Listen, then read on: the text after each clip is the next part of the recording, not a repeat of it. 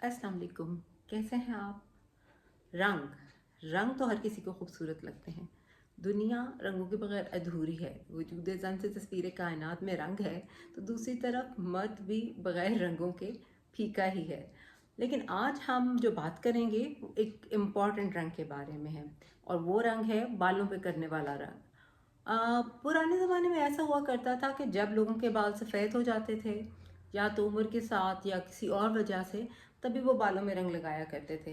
लेकिन आजकल ये बहुत फैशनेबल हो गया है, और यंग टीनेजर लड़के और लड़कियां, यहाँ नोट करने वाली बात है, लड़के भी, लड़के और लड़कियां बालों को डिफरेंट कलर्स में रंग करते हैं और अपने फैशन को एंजॉय करते हैं। तो फैशन को एंजॉय करना तो बहुत अच्छी बात है, इसमें कोई हर्ज नहीं है, खूब से खूबसूरत नज़र आए। लेकिन इन रंगों के साथ कई मसाइल भी होते हैं। चाहे आप रंग अपने बालों की सफ़ेद होने की वजह से कर रहे हैं, या आप एक फ़ैशन ट्रेंड की वजह से कर रहे हैं, रंग से एलर्जी होना इज़ इक्वली पॉसिबल। तो रंग से एलर्जी से कैसे बचा जाए, किन रंगों से एलर्जी होती है, एक बहुत इंपॉर्टेंट बात है, बिकॉज आजकल रंग एक डेली रूटीन की चीज़ बन गया है। और क्या कोई हाई एंड बहुत एक्सपेंसिव रंग लगाने से हम रंगों से एलर्जी से बच सकते हैं, या कोई ऐसे ख़ास कंपोनेंट्स हैं कि जिनसे बचने से हम हेयर डाई एलर्जी से महफूज रह सकते हैं? अब होता यही है कि जब हम कोई भी आम प्रोडक्ट यूज़ करते हैं तो हमें लगता है कि शायद हम कोई बहुत एक्सपेंसिव प्रोडक्ट यूज़ करेंगे तो ये हमें प्रॉब्लम नहीं करेगी, और इस चक्कर में हम कई दफ़ा अपने पैसे भी ज़ाय कर बैठते हैं। अब बात इस तरह है कि अगर हमें ये पता चल भी जाए कि ये महंगे सस्ते का मसला नहीं है, तो हमें लगता है कि ऑर्गेनिक प्रोडक्ट्स, यानी जो प्लांट बेस्ड प्रोडक्ट्स हैं, वो हमें इस तरह के मसाइल से सेव कर सकती हैं। कुछ हद तक ये बात दुरुस्त है, लेकिन इसमें डर्माटोलॉजिस्ट का क्या पर्सपेक्टिव है, और ये मैं आपको बताऊंगी। सबसे पहले, रंगों से एलर्जी होती क्यों है? रंगों के अंदर डिफरेंट टाइप के कंपाउंड होते हैं, और वो एक mixture of different chemical compounds होता है, जिससे किसी भी कंपाउंड से आपको एलर्जी हो सकती है, लेकिन अब इसका चांस इक्वल नहीं है। हेयर डाई एलर्जी सबसे ज़्यादा कॉमनली पीपीडी से होती है, जो कि पॉली प्रोपिलीन डायमीन इसको कहते हैं, लेकिन आप पीपीडी भी याद रखने काफ़ी है, आप पैकेज पे देख सकते हैं। कॉमनली मोस्ट कॉमन इससे होती है। उसके अलावा और चीज़ें जिनके अंदर अमोनिया या प्रोपिलीन ग्लाइकोल, या कई दफ़ा परफ्यूम्स के अंदर भी इस तरह की चीज़ें होती हैं जिससे आपको एलर्जी हो सकती है। लेकिन कॉमन यही है कि पीपीडी से एलर्जी होती है। इसको अब डिटर्मिन करने का तरीका पैच टेस्टिंग है, जो अनफॉर्चुनेटली बहुत कॉमनली अवेलेबल नहीं है। लेकिन अगर आप पैच टेस्टिंग करा भी लें तो उसके बाद भी there still is a possibility कि आप एक नतीजे पर ना पहुंच सकें। It might be expensive, it might not be available. तो द थिंग इज़ कि अगर पैच टेस्टिंग करा लें तो अच्छा है, ताकि अगर आपको पता चल गया कि पीपीडी से ही एलर्जी है या अमोनिया से ही एलर्जी है, तो आप पैकेज देख के ऐसा डाई सेलेक्ट कर सकते हैं कि जिससे आपको एलर्जी नहीं होगी। बट अगर आप नहीं भी करा पा रहे बिकॉज ऑफ नॉन अवेलेबिलिटी या अबाउट बीइंग एक्सपेंसिव, तो ये पॉसिबल है कि हमें जो ज़्यादा कॉमन चीज़ें हैं like PPD, ammonia, propylene glycol, हम उनको अवॉइड करें। और ammonia free dyes are easily available, but PPD free dyes कम हैं, और वो ज़रा एक्सपेंसिव रेंज में है। अब कॉमनली अवेलेबल जो पीपीडी फ्री डाई है वो एल्सिया के नाम से अवेलेबल है, लिहाजा अगर आपको कलर की एलर्जी है तो आप वो ट्राई कर सकते हैं।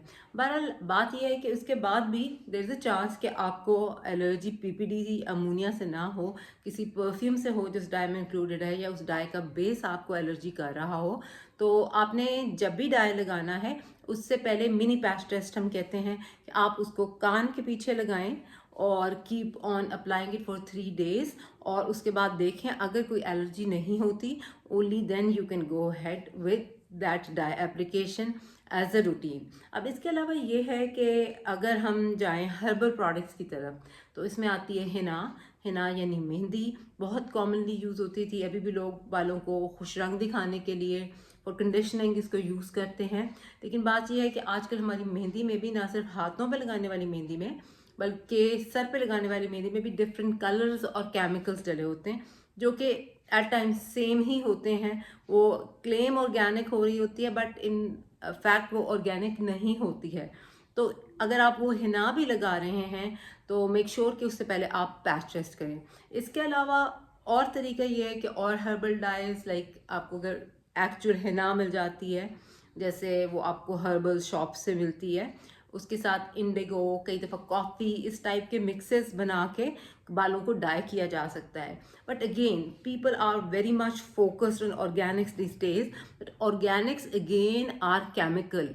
और वो केमिकल चाहे वो कुदरत के खल्क किए हुए हैं, चाहे वो लेबोरेटरी में सिंथेसाइज हुए हैं, they have a potential tendency to cause allergic reaction. तो उसको अवॉइड करने का तरीका मिनी पैच टेस्ट जो मैं पहले एक्सप्लेन कर चुकी हूँ. आप पीछे थोड़ा सा इसको स्वाइप करके दोबारा से भी चेक कर सकते हैं कि हमने मिनी पैच टेस्ट करना है. और अब जस्ट इन केस आपको obviously for the first time allergy हुई है, तो कई लोग ये कहते हैं कि आई बिन यूजिंग दिस डाई, हम ये डाई इतनी देर से यूज़ कर रहे हैं, तो अब कैसे एलर्जी हो गई. It is very much possible कि टू बिगिन विद आपको एलर्जी ना हो, but later on in life ये एलर्जी डेवलप हो जाए. तो आप थोड़ा सा डॉक्टर की बात को वेटेज दें और अपनी एलर्जी को ट्रीट करें, उस डाई को अवॉइड करें. अब इसको ट्रीट कैसे करना है, क्योंकि एलर्जी के साथ क्या होता है, जिस जगह पे हेयर डाई लगा है वहाँ पे ख़ारिश शुरू हो जाती है, जो एट टाइम्स बड़ी इंटेंस होती है. उस ख़ारिश से एक्जिमेटाइजेशन यानी जल्द का सुर्ख होना, उसमें बहुत ख़ारिश होना, स्केलिंग होना, कई दफ़ा उसमें एक्यूट एक्जिमा यानी पानी निकलना भी शुरू हो जाता है.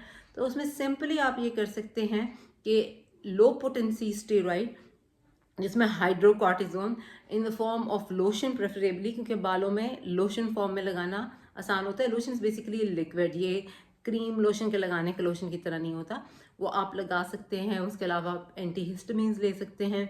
और जैसे आप डाई लगाते हैं उसी वक्त अगर आपको कोई इचिंग या बर्निंग महसूस होती है, उसको फ़ौरन वॉश कर दें. उसके बाद भी अगर आपको लगता है कि ज़्यादा सिवियरिटी में जा रहा है, तो अपने डॉक्टर से फ़ौरन मशवरा करें, क्योंकि हो सकता है आपको कोई प्रिस्क्रिप्शन मेडिसिन की यानी ओवर द काउंटर से ज़्यादा की ज़रूरत हो, और वो आप खुद से बिल्कुल भी ना लें. मैं उसका नाम इसीलिए नहीं बताऊंगी कि आप हिट एंड ट्रायल अपने ऊपर ना करें.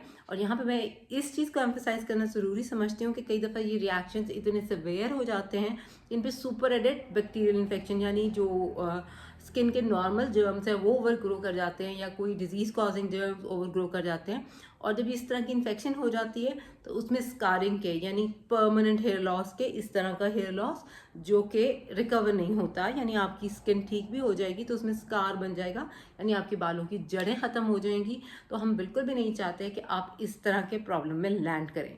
तो ये बात हो गई हेयर डाई एलर्जी की.